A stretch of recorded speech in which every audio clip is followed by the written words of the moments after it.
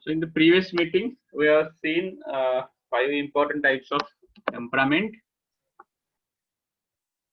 their historical connection of these words with Greek theory of 4 humors and their mental characteristics.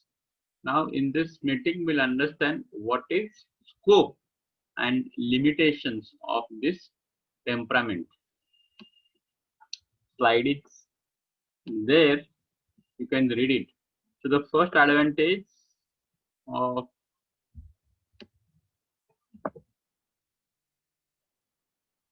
temperament is that it will help to remember the symptoms. Now how?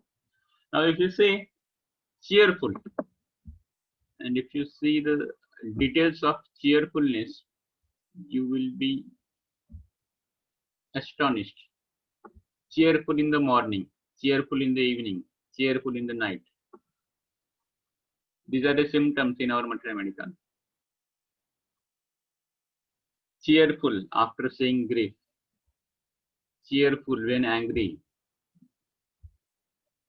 cheerful by looking at the grief of others,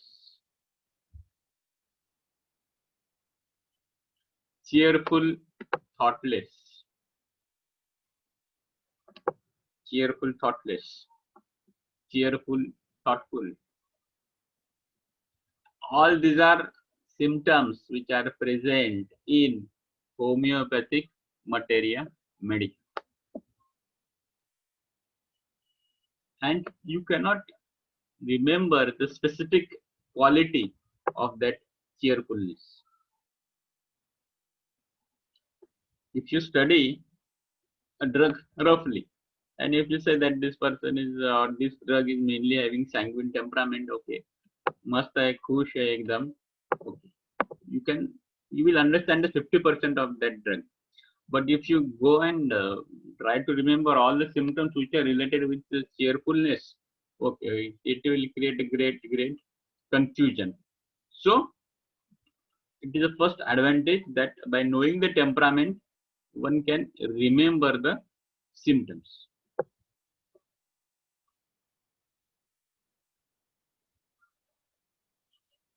Then there are certain complaints which are common in so many drugs, like vomiting, like diarrhea,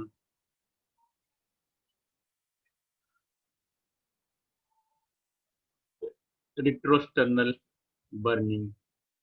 But to differentiate the drugs having these symptoms, if you study temperament, it will help you. So aloes also has diarrhea, Nux vomica also has the diarrhea, sulfur also has the diarrhea, and podophyllum also has diarrhea. But finally, to differentiate out of these 4 remedy, which remedy to give, if you take the help of this temperament, it will be very easy to remember. And there are very minute differences in between aloes diarrhea and Nux vomica diarrhea and podophyllum diarrhea. Nux vomica diarrhea is weakness before passing, weakness, profound weakness after stool is the characteristic of aloes diarrhea. Nux vomica diarrhea, in spite of repeatedly going to diarrhea, there is a continuous urge to go to the stool, and in case of podophyllum, after the diarrhea, the patient is very much happy, or the patient is very much cheerful.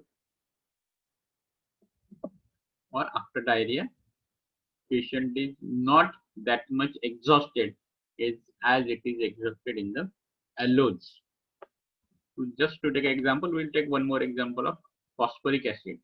So phosphoric acid also has this diarrhea, and the minute detail of phosphoric acid diarrhea is the diarrhea is like greenish diarrhea. The color of the diarrhea is just like a dark green color, and there is no effect of the diarrhea seen on this person. In spite of continuous diarrhea, the patient is not at all exhausted. Now to differentiate with the help of this smaller details of diarrhea, it will require a lot of study. It will require hard work. You will also study, no problem. But to differentiate these four remedies, this temperament will come to will come to help. For example, the Naxomica and Podophyllum as bilious temperament, and aloes and phosphoric acid has phlegmatic temperament. And by knowing this temperament, immediately you can quickly differentiate. There is one even modern teachers of Mater Medica, doctor Parinaz Humranwala, किसी ने नाम सुना होगा. So this Parinaz Umran wala doctor, Dr. Parinaz Umran wala, very much respected teacher. What she has done, she has evolved the whole Mater Medica. She has tried to study the whole Mater Medica under these 5 basic temperament.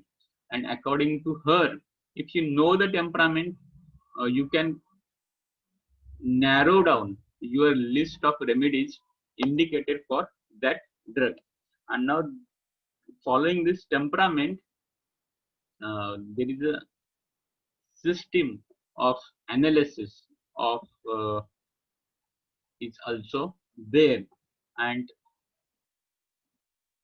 this method suggests what, after taking the case, you must identify what temperament of this person is. And if you just identify, if you can able to identify the temperament, so many remedies will be eliminated from your list of possibly indicated remedy. And you have to further differentiate among the drugs of having the same temperament. So this is how it helps in the final differentiation of drugs, and it aids in the comparative study of drug. And then what are the limitations or demerit of this terminology?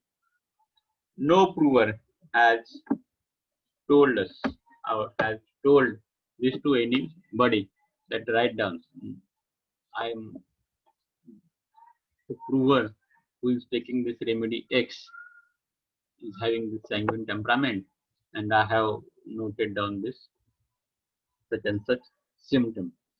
This temperament is again analyzed after the retrospective analysis of drug proving. That means, so 10 prover, 10 symptoms each.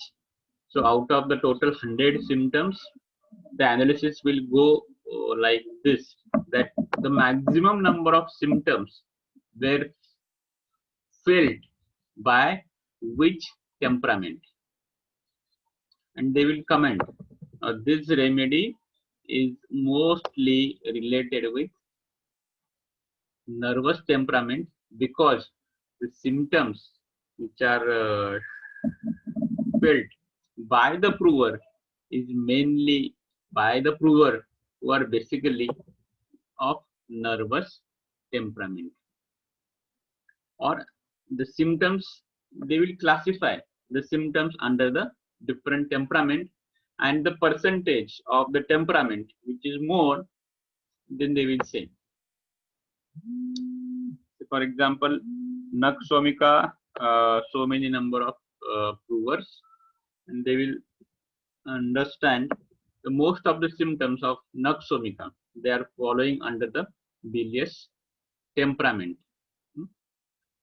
So it is a retrospective analysis, indirect information, so less value, and it is again a clinically verified data, so there are less chances of prejudice.